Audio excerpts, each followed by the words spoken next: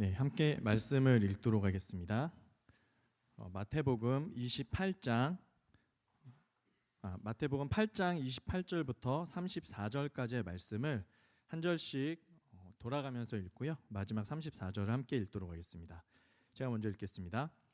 예수께서 건너편 가다라 사람들의 지역에 가셨을 때 귀신 들린 사람 둘이 무덤 사이에서 나오다가 예수와 마주쳤다. 그들은 너무나 사나워서 아무도 그 길을 지나다닐 수 없었다.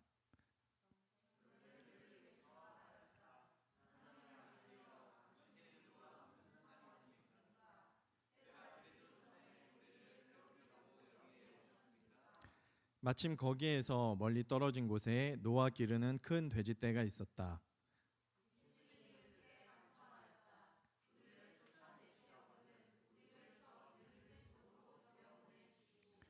예수께서 가라 하고 명령하시니 귀신들이 나와서 돼지들 속으로 들어갔다. 그 돼지떼가 모두 바다 쪽으로 비탈을 내리달아서 물속에 빠져 죽었다.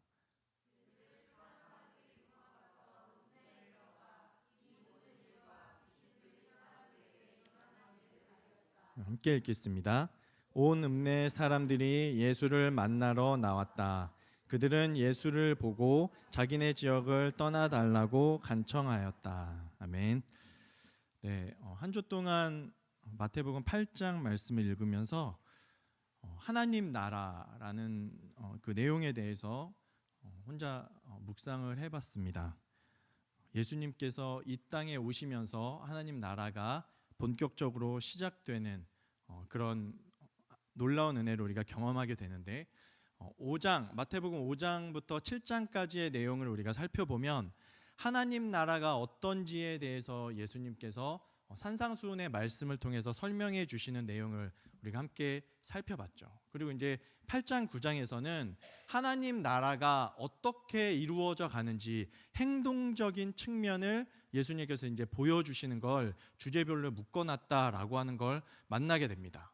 그러니까 우리가 생각하기에 하나님 나라라고 하는 건 흠이 없고 완전하고 그리고 뭔가 화려해 보이는 이런 것들을 생각할 수 있지만 예수님께서 보여주시는 하나님 나라의 모습을 보면 완전하지 않고 화려하지도 않지만 그 안에 하나님의 사랑이 끊임없이 사람에게로 흘러가는, 그래서 그 사랑이 점점 커져가는, 확장되어가는 그런 모습이 하나님 나라의 모습이다라고 하는 것을 우리가 이제 8장 9장을 통해서 보게 됩니다. 그래서 이런 내용들을 묵상해 보다가 우리가 익히 아는 말씀이죠.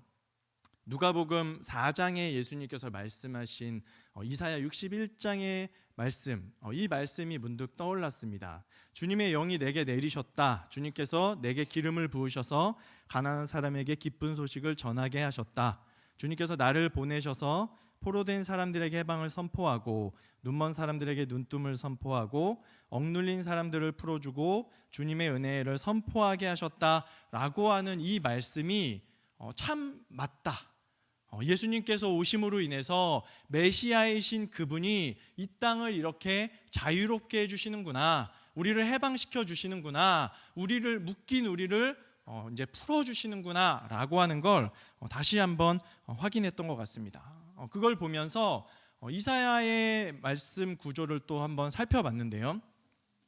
보통 이 이사야 61장 말씀을 우리가 주로 보는데 보통 그 이사야 말씀의 구조상에서는 60장, 61장, 62장이 한 덩어리라고 봐요. 그래서 이 61장을 중심으로 앞에는 하나님께서 성전을 회복시킨다라고 하는 내용이 나오고 그 뒤에는 그 예루살렘 성전을 하나님께서 어떻게 확장시켜 나가실지 하나님의 열심이 기록되어 있는 이 가운데에 이사야 61장이 위치하고 있다라고 하는 것들을 우리가 본다라고 하면 하나님 나라를 이루어가는 데 있어서 이 말씀 61장이라고 하는 말씀, 예수님께서 공생의 사역을 시작하시면서 인용하셨던 이 말씀의 진정한 의미가 무엇인지를 우리가 더 깊이 느낄 수 있다라는 것을 우리가 확인할 수가 있습니다. 보통 61장 하면 우리는 고치고 회복되고 이 정도의 느낌을 생각하지만 이사야 61장이 말하고자 하는 진정한 의미에서 하나님 나라의 의미는요, 공평과 정의입니다. 모든 이들이 하나님 안에서 동등한 지위와 위치를 누리면서 하나님의 자녀로서, 하나님 나라의 백성으로서, 시민으로서 모두가 행복할 수 있는 권리를 하나님 안에서 누릴 수 있는 것, 이게 하나님 나라 공동체의 진정한 모습이라는 거죠. 그래서 이 땅이 억압받는 구조, 누군가를 짓누르고 누군가를 뺏고 누군가에게 피해를 끼치고 눈물을 흘리게 하는 이런 세상의 부조리를 탈피해 나가는 것, 그런 것들을 철폐해 나가는 것, 무너뜨려 가면서 모두가 행복한 나라를 만들기 위해서, 진정한 하나님 나라를 회복하기 위해서 선포된 말씀이 이사야 61장이다. 공평과 정의가 하나님 나라의 예배, 성전, 그리고 하나님 나라의 확장에 있어서 핵심 요소다라고 하는 걸 우리가 확인할 수 있죠. 그러니까 예수님께서 이런 의미와 이런 뜻을 가지고 그분의 공생의 사역을 시작하고 계신다라고 하는 것을 우리가 생각해 본다라고 하면, 그분의 가르침과 그분의 살아가셨던 시간들이 보다 우리에게 깊은 의미로, 더 확실한 의미로 다가올 수 있다라고 하는 것들을 생각해 볼 수가 있습니다. 제가 이 이사야 말씀을 좀 장황하게 말씀드린 이유는요, 우리가 오늘 읽었던 본문의 말씀이 이 내용과 참 잘 맞는다라는 생각을 했기 때문입니다. 다시 한번 이 이사야서의 내용을 한 번 더 짧게 설명을 해보면요, 이 이사야 후반부의 내용은 바벨론 포로에서부터 귀환한 이들이 예루살렘에서 이제 성전을 다시 재건하고 하나님의 그 화려했던 그 영광의 시절을 재현하기 위한 그런 배경을 가지고 있다라고 하는 것을 생각해 볼 수 있는데, 문제는 무엇이냐면 이들이 바벨론에서 이제 힘들게 세웠던 안정적이었던 자신들의 삶을 포기하고 예루살렘으로 돌아왔는데, 그 돌아온 것을 지배하고 있었던 이들이 돌아온 이들을 어떻게 대하냐면 그들을 억압하고 그들을 수탈하고 그들을 괴롭고 힘들게 만들었다라는 거예요. 소망을 품고 왔던 이들이 절망할 수밖에 없는 냉혹한 현실을 선사했다라는 거예요. 이게 이사야 후반부의 사회적인 배경입니다. 그래서 이 공평과 정의라는 의미가 이 사회적 배경과 맞물린다라고 할 때 더욱더 어떤 의미를 가지고 있는지를 우리가 더 깊이 느낄 수가 있다라는 거죠. 억압된 이들을, 그들의 눈물을 닦아주고 그들에게 자유를 선사해 줄 수 있고, 그들을 내가 누리고 있는 행복과 기쁨의 자리로 끌어올리는 것, 이게 하나님 나라가 만들어질 때 모두가 공감할 수 있는 하나님 나라의 모습이다라는 거죠. 그런데 이들이 예루살렘으로 돌아왔을 때도 그 사회는 억압받는 구조였어요. 오늘 우리의 말씀으로 돌아와서 보시면 예수님께서 건너가신 가다라 지방이라고 하는 곳에 갔더니 거기에도 억압받는 구조가 동일하게 펼쳐져 있다라는 거예요. 어떤 이들이 나옵니까? 귀신 들린 두 사람, 영적으로 귀신들에게 눌려서 눈물을 흘릴 수밖에 없고 사람으로서의 온전한 권리를 누리지 못하고 있는 영적으로 억압된 구조를 예수님께서 확인하십니다. 우리가 잘 알죠. 귀신, 마귀라고 하는 존재는요, 타락한 천사라고 이야기합니다. 원래 천사라고 하는 존재는요, 하나님과 뜻이 맞닿아 있고 그 하나님의 뜻을 더 아름답게 확장해 나가기 위한 하나님의 일꾼이에요. 그러니까 이들에게 주어진 능력은요, 사실은 하나님의 뜻을 이루기 위한 굉장히 고귀한 능력입니다. 우리가 오늘의 말씀을 잘 살펴보면요, 귀신들이 예수님이 오자마자 단번에 그 예수님을 알아봐요. 그 예수님을 단번에 알아볼 수 있는 통찰력과 분별력이 있었고요, 그리고 이들이 사람을 좌지우지할 수 있는 놀라운 권능을 가지고 있어요. 그런데 이 권능으로 하나님께서 원하셨던 거룩한 하나님의 나라를 만드는 것이 아니라 어떻게 하고 있습니까? 사랑을 억압하고 죽이고 못살게 굴고, 그들이 사람과 접촉할 수 없는, 몸은 움직이지만 실제로는 죽어 있는 그런 삶을 만들어 놨다라는 거죠. 자신들에게 주어진 고귀한 능력이, 사람보다 훨씬 뛰어난 능력이 있었음에도 불구하고 이들은 사람을 괴롭히는 존재, 자신의 능력을 행사해서 사람을 짓밟는 존재가 되었다라는 거예요. 그런 그들이 예수님을 바라보면서 뭐라고 얘기하냐면, 우리가 당신과 무슨 상관이 있습니까? 라고 얘기합니다. 놀라운 일이 벌어지죠. 하나님의 아들이여 라고 얘기해요. 자신들이 알아요. 사람들이 알아보지 못하는 하나님의 아들을 먼저 확인했는데, 그런데 뭐라고 얘기하냐면 우리와 당신이 무슨 상관이 있습니까? 라고 얘기해요. 그리고 이들은요, 때가 되기도 전에 우리를 괴롭히려고 여기에 오셨습니까? 라고 질문해요. 그러니까 자신들이 어느 순간 하나님의 때가 닥쳐오면 그 안에서 이 예수님을 통해서 자신들이 심판받는 존재라는 것도 알고 있어요. 그런데 이들이 뭐라고 얘기하냐면 무슨 상관이 있습니까? 라고 얘기해요.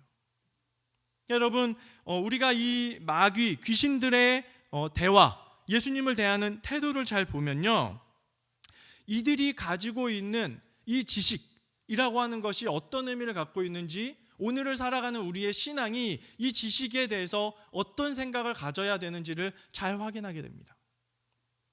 몰라서 예수님을 함부로 대한 것이 아니라 알지만 이들은 예수님과 선을 그었다라는 거예요. 당신과 우리는 상관이 없습니다 라고 선을 그었다라는 거예요. 관계를 끊었다라는 거죠. 그러니까 하나님께로부터 예수님께로 흘러와 이 땅을 향해 나아가야 되는 하나님 나라의 그 고귀한 가치와 하나님의 통치 원리, 그리고 하나님의 사랑과 자비, 이런 것들이 자신들과 상관이 없어요. 이들에게 중요한 건 무엇입니까? 자신들의 능력을 어떻게 행사해 볼까? 하나님의 뜻과는 상관없이 내가 어떻게 우리에게 있는 이 권리로 내가 나의 유의와 기쁨을 누릴 수 있을까라고 하는 데만 초점이 맞춰져 있었다. 먼 훗날 시간이 흘러서 하나님의 때가 오면 그 시간들이 자신들에게 어떤 결과로 돌아올지도 알고 있지만 이들은 지금을 내가 누리겠다, 하나님과 상관없이 선을 긋고 내가 지금 할 수 있는 모든 것으로 나를 기쁘게 하겠다라고 하는 그런 모습을 보여주고 있다라고 하는 걸 확인할 수가 있습니다. 그런데요, 이런 구조를 보여주는 것이 단순히 영적인 존재, 귀신들만이 아니에요. 예수님께서 그 귀신들을 물리치셨죠. 내보내셨죠. 그리고 이 사람들이 온전해지는 모습이 분명히 본문 안에서 확인됩니다. 놀라운 하나님의 은혜가 그 희년이 선포되었죠. 그런데 읍내 사람들이 소식을 듣고 와서 하는 것이 무엇이냐면, 이 사람들이 온전해져 있다, 우리가 접근할 수도 없었던, 우리에게 해코지를 했던, 그래서 우리가 늘 피해 다녔던 관계를 끊어버리고 거리를 둘 수밖에 없었던 이들이 참 사람의 모습을 회복했다, 아름다운 하나님의 놀라운 능력이 나타났다, 이런 고백을 하는 것이 아니라 이들은 외면하고 무시하면서 예수님께 그 자리를, 자신들의 마을을 떠나달라고 얘기하고 있습니다. 여러분, 이 마귀가, 귀신들이 했던 행동과 이 동네 사람들이 하는 것이 다르지 않아요. 이들 역시도 자신들의 능력과 자신들의 기쁨이 중요한 사람들이지, 하나님께로부터 흘러오는 하나님의 거룩하신 감정, 하나님의 사랑, 자비, 긍휼, 이런 것들은요 관심이 없다라는 거죠. 하나님을 몰랐다 쳐도 사람과 사람을 마주해 볼 때 그들을 향한 사람의 양심, 사람의 어떤 감정, 이런 것들이 이들에게는 중요하지 않다라고 하는 걸 확인합니다. 그러니까 여러분, 이스라엘 사람들이 포로 시기를 거쳐서 예루살렘으로 돌아와 거룩한 하나님의 나라를 꿈꾸고 있었지만, 냉혹한 현실, 자신들을 짓밟는, 억압하는 사회적 구조에 의해서 눈물을 흘렸던 그때나, 지금 예수님께서 건너오신 이 가다라 지방이나 냉혹한 사회 구조는 여전히 변하지 않고 있다. 그것이 이스라엘이든 이방이든 아니면 사람이든 영이든 그 구조는 여전히 변하고 있지 않다라고 하는 것들을 우리가 본문을 통해서 확인하죠. 여러분, 이런 생각, 이런 마음이요, 온 땅을 지배하고 있습니다. 시간이 흐를수록 사람에 대한 관심이 사라져가죠. 심지어는 이제는 신앙 안에서, 교회 안에서도 어떤 일들이 벌어집니까? 점점 주변과 공동체, 어떤 작은 존재들에 대한 관심들이 이제 사라져가고 잊혀져 가기 시작하죠. 여러분, 이것이 아무렇지도 않게 느껴진다라고 한다면 우리는 어떻게 보면 하나님의 나라와 점점 멀어지고 있는 것일지도 모른다라고 하는 것들을, 그런 경각심을 우리는 가져야 되지 않나라는 생각을 해봅니다.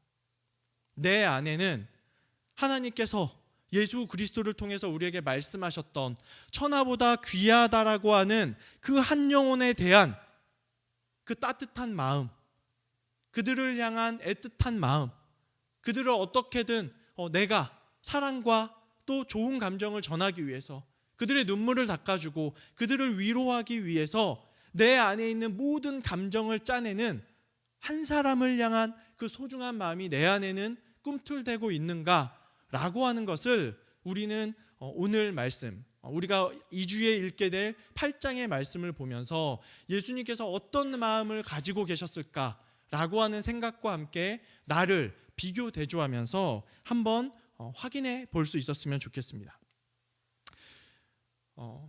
세상은 관심이 없죠. 세상은 예수님에 대해서 우리가 당신과 무슨 상관이 있습니까? 라고 이야기를 하죠. 그런데요, 그렇지 않다, 내가 당신과 상관이 있습니다 라고 이야기하는 그런 사람들이 있습니다. 아버지는 의료선교 왔다가 사람들을 치료하다가 몸이 점점 쇠약해져서 병으로 세상을 일찍 떠나고, 그 아내는 계속 의료선교를 하다가 어린 딸까지도 이 질로 세상을 떠나 보냈지만 더 열심을 내서 하나님께서 소중히 여기시는 영혼들을 끝까지 바라봤고, 그리고 그 자식인 아들과 며느리까지 그 땅이 겪고 있는 질병과 고통을 해결해 주기 위해서 자신의 인생을 걸었던 이 닥터 홀 가족 일가, 이런 가족을 우리가 보면요, 우리는 철저히 당신과 상관이 있습니다. 내가 더 당신과 깊은 관계를 맺기 원합니다 라고 하는 고백을 하고 있다라고 하는 것을 보게 됩니다.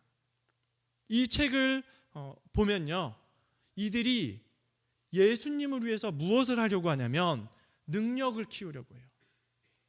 그래서 자신이 키운 능력으로 내가 어떻게 하나님을 기쁘게 할까?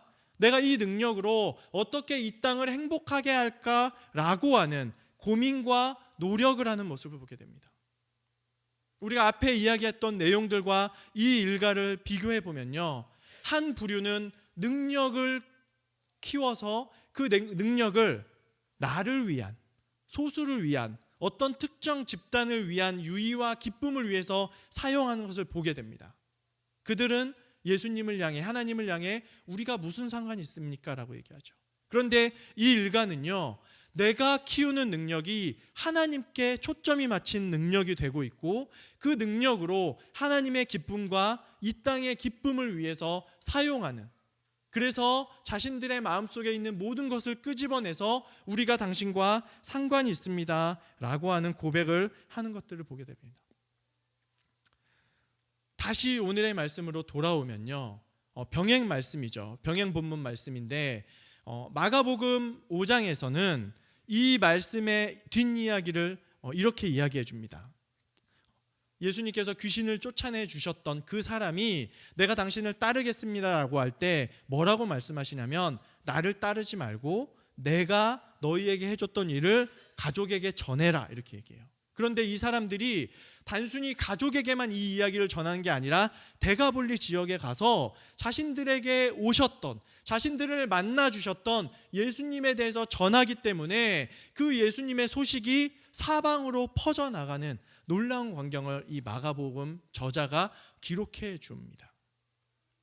여러분, 이 사람들은요, 억압받는 존재들이었어요. 마귀로부터 억압받고 눈물을 흘리고, 그래서 죽음과 같은 삶을 살고 있었던 존재들이었는데, 예수님을 만났을 때 어떤 일이 일어나냐면 그들이 영적으로 회복이 일어나요. 억압받던 이들이 진정한 해방과 구원을 경험하고요. 그들이 영적 회복이 일어나니까 어떤 일이 일어나냐면 그들 안에 하나님 나라를 위한 정체성이 만들어집니다. 그러나 여러분, 우리가 늘 회복을 꿈꾸며 하나님께 나올 때 나를 고쳐주셨으면 좋겠습니다, 하나님께서 나를 회복시켜 주셨습니다 라고 하는 이 고백이 우리 가운데 하나님의 능력으로 나타나기 시작하면 영적 회복과 동시에 정체성이 만들어지고 그 가운데 하나님과 깊은 관계가 만들어지면서 하나님과 하나님 나라를 위한 그런 발돋움, 어떤 행보, 그런 것들이 우리 가운데 나타난다라고 하는 것, 우리가 오늘의 본문을 통해서 확인할 수가 있습니다. 우리 안에 어떤 것들이 무너져 있을까? 어떤 것들이 하나님과의 관계를 방해하고 있을까? 아니면 이런 것들은 나에게 문제가 되지 않지만 나는 지금 어떤 능력을 하나님을 위해, 이 땅을 위해서 사용하고 있는지, 그리고 우리가 더 하나님의 풍성한 은혜와 하나님의 더 큰 영광을 추구하기 위해서 어떤 것들을 키워야 되는지, 이 본문이 여러분들과 저에게 한 주 동안 깊은 울림과 깨달음이 될 수 있는 그런 시간이 될 수 있었으면 좋겠습니다. 그래서 우리가 이 시간에 10분 정도 이제 나눔을 할 터인데, 혹시라도 내 안에 하나님과 우리의 관계를 방해하는 요소, 그래서 그것이 계속해서 하나님의 어떤 놀라운 은혜, 내가 꿈꿔야 되는, 경험해야 되는 것들이 흘러와야 되는데 막는 것들이 있다라고 한다면 어떤 것이 회복되어야 되는지 한번 생각해 보고 나눴으면 좋겠고요. 만약에 그런 것들이 없다라고 한다면 지금 내가 사용하고 있는 하나님을 위한, 이웃을 위한 능력은 무엇인지, 그리고 내가 더 큰 하나님 나라를 이루기 위해서 채워져야 되고 내가 내 속에 채워가야 되는 능력이 무엇인지를 함께 나눠보도록 하겠습니다. 네, 35분까지 함께 나누도록 하겠습니다.